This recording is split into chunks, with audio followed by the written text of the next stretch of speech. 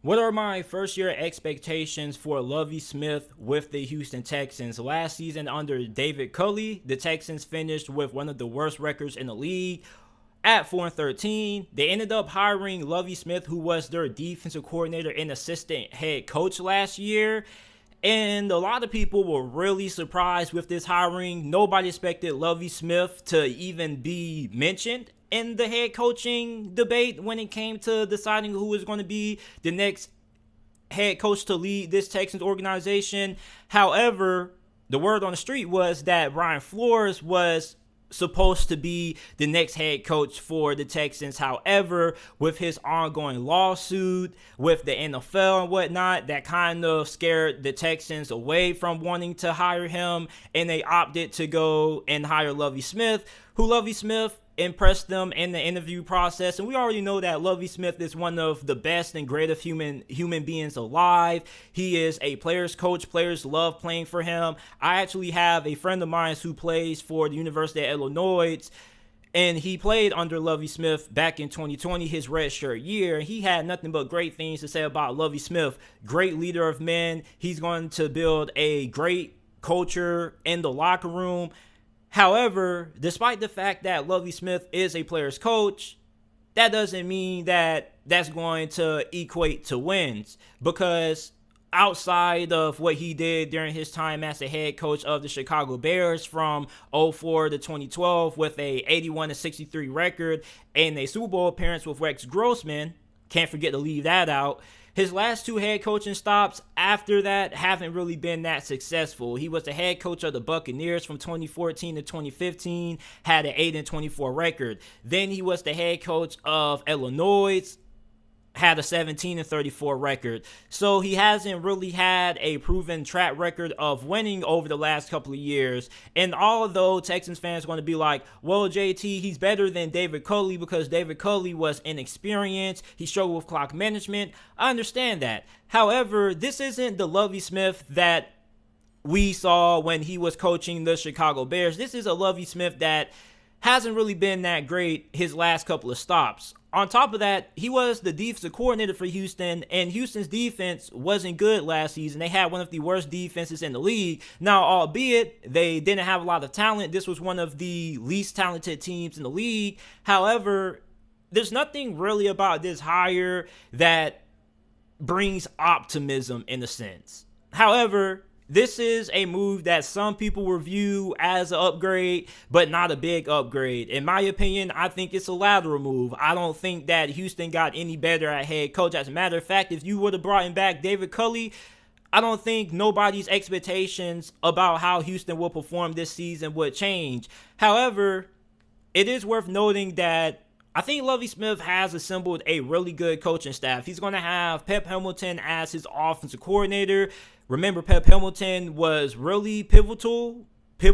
He played a really big role in Justin Herbert's rookie season. I actually made a video a couple of years ago about why the Chargers bringing in Pep Hamilton to be their quarterback's coach was a very good move. And I think that he played a bigger part in Justin Herbert's rookie season, how successful it went, than what a lot of people give him credit for. He also worked with Andrew Luck in the past. So Pep Hamilton is somebody who is highly regarded amongst the NFL world. And I think that he's somebody who's going to get the most out of second-year quarterback Davis Mills, because Pep Hamilton is one of the smartest football guys that we have in the NFL. He's somebody who's highly intellectual, has a really high football IQ, which is why I think he got along with Justin Herbert really well, because Justin Herbert, coming out of Oregon, had over a 4.0 GPA.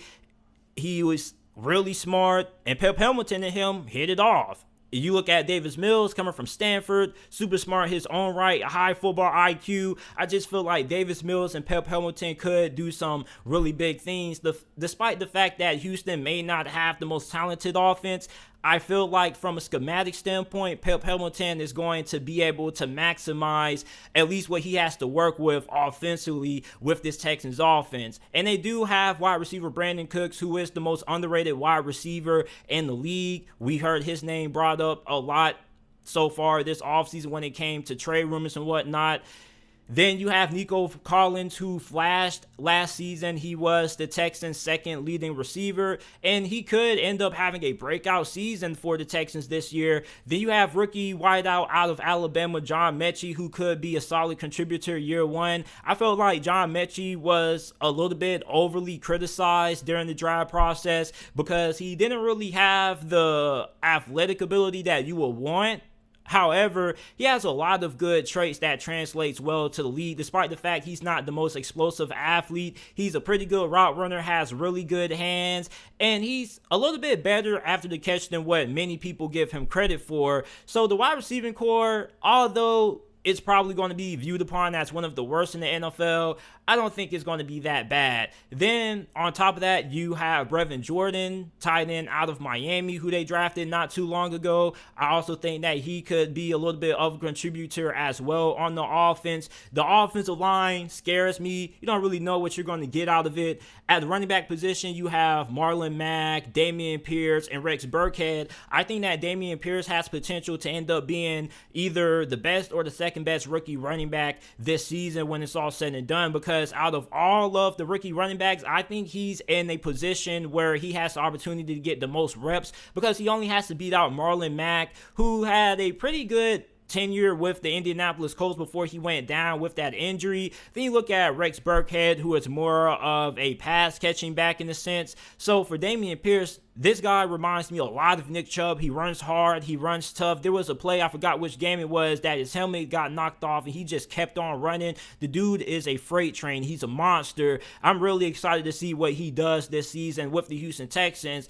And if you're somebody who's into fantasy football and you're looking for some players to stash on your roster in a deep league, I definitely would give Damian Pierce a great look because he's going to be really good in short yardage situations and goal line situations. And even if Marlon Mack does end up getting the majority of the carries, he's still going to have the potential to score more touchdowns than Marlon Mack, simply for the fact that he is better suited for the short yardage situations compared to him. On defense, I think that the cornerback position may be the strength of this team. That may be a little bit of, that may cause a little bit of controversy in the comment section, but I like the addition of drafting Derek Stingley 3rd overall, even though you have a little bit of questions when it comes to his durability. However, many people viewed him as the best or the second best cornerback coming out of the draft. Wasn't really too mad about the selection. Then you pair him up with Steven Nelson, who is a pretty solid starter. Steven Nelson is a top 20 corner at best, and he played pretty solid for Philadelphia. He also was really solid during his time with the Pittsburgh Steelers. He's been a pretty solid cornerback everywhere that he's been. Then you have Desmond King, who is also really solid as well. He's pretty good also, and he's young. I think he's only 26 years old. So the cornerback position for Houston isn't as bad as what I initially thought. Then I was a big fan of rookie safety Jalen Petrie coming out of Baylor. He was one of my favorite prospects coming out of the NFL draft. I think that he's going to have a big impact and he's going to dramatically improve this Houston Texans secondary right away. Then you have pass rusher Jonathan Greener, led the team in sacks his second year in the league last year at 8. So imagine what he could do this season going into year 3. If you're a Texans fan, you're hoping that he could end up becoming a double-digit sack guy. But if he ends up giving you 7 to 8 sacks, I think that's also pretty solid. But this team has a lot of holes. You question how good the interior of the offensive line is going to be. You wonder how good the defensive line is going to be. And on top of that, the fact that Lovie Smith wasn't really that great as a defensive coordinator last year gives me a lot of room for pause. Even though you can say, well, JT, he didn't have the talent, and he did say that he is going to change some things schematically on the defensive side of the football. At the end of the day, I don't really feel as Lovie Smith is going to be the long-term option at head coach for Houston. I feel as if Houston has another season that they had last year where they end up only winning 4 or 5 games, we could potentially see Lovie Smith end up getting fired at the end of the year after one season, I would be a little bit more optimistic about this hire if we were coming in with the assumption that Lovie Smith was going to have at least 2 to 3 years to turn around the Houston Texans. And I kind of feel like it's a little bit unfair for Lovie Smith, the situation that he's kind of been putting in, because he wasn't the Texans' ideal choice. As we already know, there were other candidates. And the fact that Lovie Smith emerged late in the head coaching process lets you know everything that you need to know about the Houston Texans organization. They couldn't get their number one guy. They got scared off from hiring Brian Flores, so they ended up going the route of taking and bringing in Lovie Smith. And I know this seems like a Lovie Smith hate fest, but I don't hate Lovie Smith. I love Lovie Smith. He's a great person. He's a great leader of men. I just don't believe in him as the head coach for Houston.